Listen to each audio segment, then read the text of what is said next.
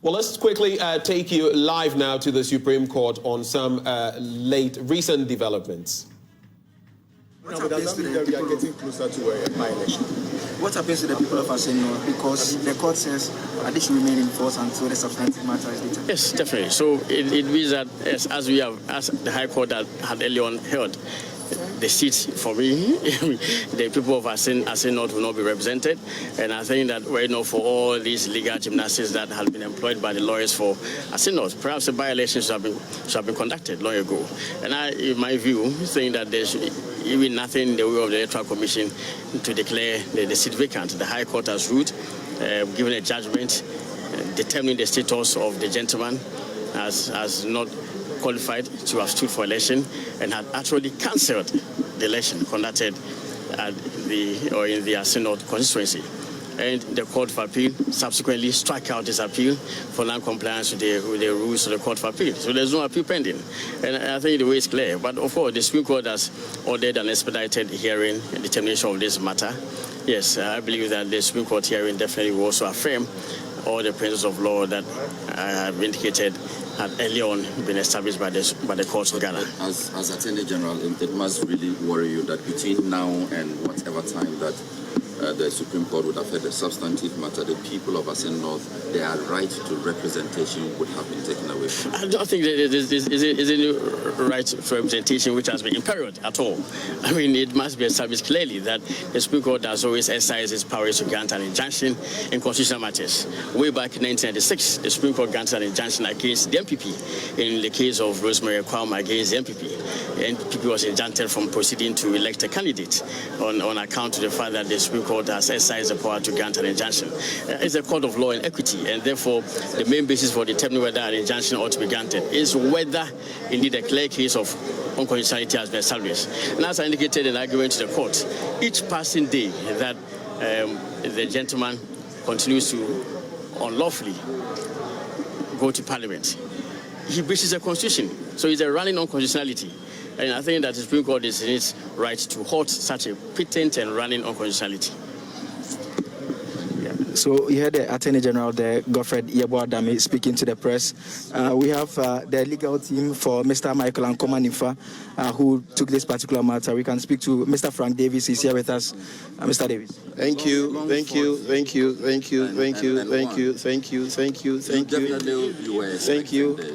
It's not a matter of me definitely expecting this. It's a matter of the Lord Justices of the Supreme Court having made a determination of the application which was before them. If you say that I knew this was coming, as if I'm a judge, I'm just a lawyer. I present my case before the court and the court rules. Indeed, I'm not a clairvoyant.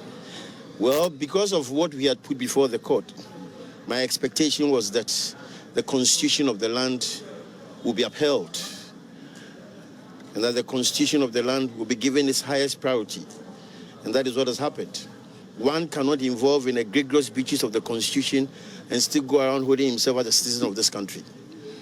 From day one, when the judgment of the High Court was rendered, it was manifestly obvious that James Gyesi Quayson could not hold himself out as a member of Parliament. He doggedly went on, was attending on to the business of government. But today, that road has been effectively blocked.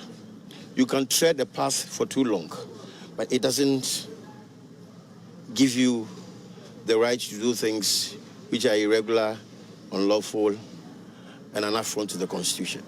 Mr. Davis, the AG holds the view that your client, even in an attempt to enforce the Constitution regards parliamentary elections, is also minded about the right of his own people, including he himself, to be represented in Parliament. This has been the lingering concern from day one of this. How do you reckon the people of Assin North will be represented up to the time that the court would have duly dealt with the matter and fresh elections conducted? The right of representation is not a stricture by itself. The right of representation is steeped in law. You can't have an illegible person running around as a member of Parliament for a constituency when he is not. It obviously leads to a mutilation of the sovereign will of the people of Assin North. They are better off now without someone who is parading as a member of Parliament whilst he is not. whilst we await the decision of this court. The mere fact that they don't have to quote a member of parliament at this time does not, in any event, strip them of what they are entitled to as citizens of this country. At any particular point in time, there will be a needed representation from the New Patriotic Party for the Assin North constituency. Mr. Davis, the AG holds the view that, as far as he's concerned, he doesn't think anything actually stops the EC from going ahead to declare the seat vacant and having the by-election takes place. Is that a position that you share as well? I won't stray into that logic. The EC was represented in the courtroom. They have a lawyer, and the lawyer will advise them as to the next steps to take. I do not attempt to speak for the EC. Yeah, but what do you expect to happen? Well, you also have read the Constitution. As a trained journalist, you've read the Constitution. But the court said it remains so the substantive matter is determined. For now, they do not have an MP. There's a judgment that was final that says he can't hold himself as MP. So the EC will do what is right by law. So you had Mr. Davis there. He is lawyer for Michael and Kuma Nimfa, who filed this particular action right from the petition that was filed at the High Court, right from the High Court through to the Supreme Court now. Now let's go and listen to Baba Jamal. He is a member of the NDC's legal team. He will be addressing us as well. Your member was not in court today personally, and this was handed down. How do you receive this ruling? I don't think that it matters whether he was here or not. Let me say that the Supreme Court has given its ruling, but we vehemently disagree with their position. I think that it is a sad day for all of us. That if what it means is that Assin North is also not going to have representation in Parliament for as long as this case lasts. That is a sad situation, because there are precedents in this country. We all remember the case in Ayawaso, West Wagon, where the lady was allowed to stay in Parliament until the final day of the determination of the case. So I thought that the Supreme Court will consider that situation and allow a representation. You see, this is a representation matter. If people have voted for a person, this is a representation matter. They deserve representation in Parliament. And so we thought that when the case is on, we could still have a representation in Parliament. But that is what the Supreme Court has said. The legal team will meet, of course, and also officially know the next step to take.